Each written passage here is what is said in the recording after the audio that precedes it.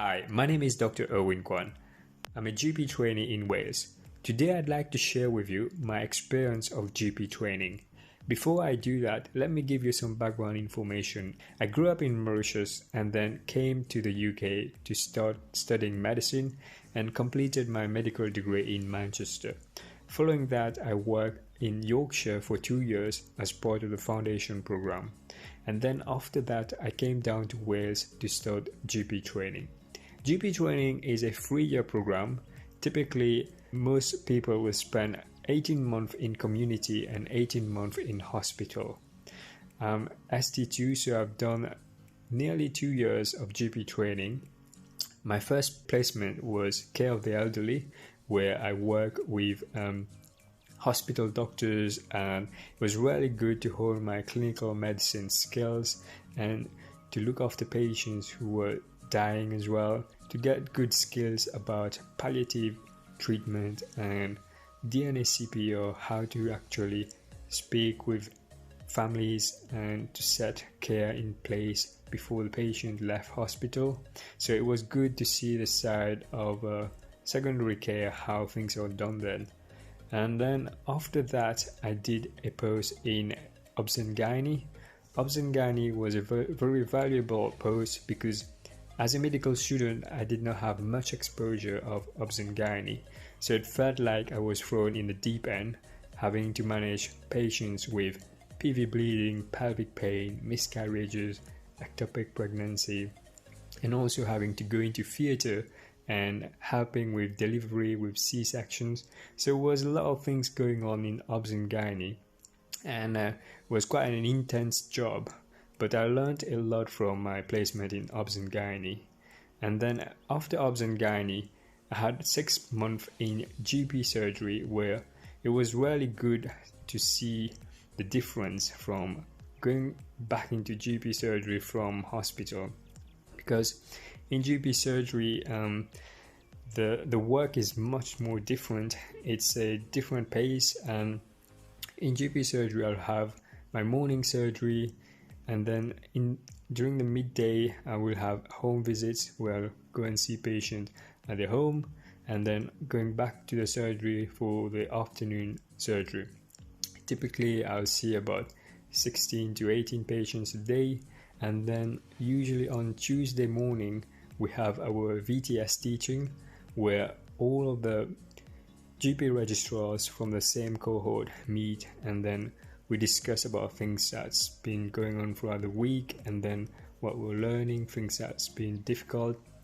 And then we also have other teaching that is organized on Tuesday.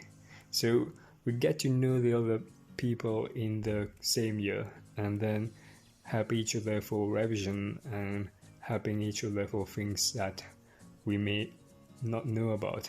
Things like how to actually buy medical equipment so that we can do our home visits, or claiming for things that, for example, like business mileage, things like that. So that was useful to have this close-knit group of GP registrars all going through training together. And then following my GP post, I have moved to pediatrics, which I'm currently on. So I've done 3 months of pediatric, and this is my last hospital block. Pediatric is very relevant for GP training, because many patients we see in community would be children, and being able to identify the sick children and manage them is important skill. During my pediatric placement, I'm learning a lot about management of children with fever, and what to do about patients who have respiratory problems and other problems like rash, non-blenching rash, things like that. So that's very important. And then after my pediatric post, I will move on to GP again. So I will do 12 months in GP surgery, that will be in ST3, and then I'm planning to sit the CSA in ST3. So GP training is a good variety of placement that you get to actually work in. So you'll be working in various specialty. Some of the registrars have worked in ENT, dermatology, and it's very rich specialty that you get to work in as a GP trainee, and then in some scheme you can actually decide like which specialty you want to choose, and then the GP scheme will actually try to accommodate this request that you have. Because for example, if you know that you have some exposure in emergency medicine or medicine but less in ENT or in ophthalmology, then you can request to get allocated a specialty that would be more beneficial to your learning. So that's very important to know, to be able to do that in early on. And then the other thing about GP training is you also need to have an e-portfolio where you reflect on what you have learned, and then the competencies that need to be completed. So this is a thing that is very important for the progression, and you do this as you go through your training.